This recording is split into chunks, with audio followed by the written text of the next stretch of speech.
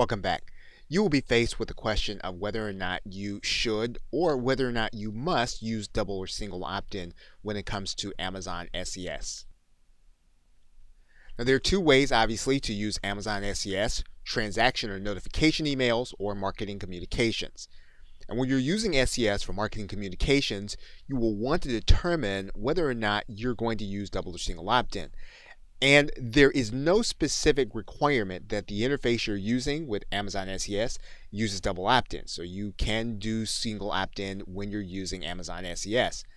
Additionally, Amazon does not prioritize double or single opt-in email addresses when sending out your emails, as do some email service providers.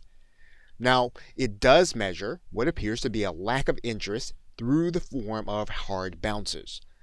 It's their stated policy and tips that they suggest that you only allow interested subscribers to stay, and that would indicate that you are using double opt-in because they've gone through the second level of trying to get into your email marketing list.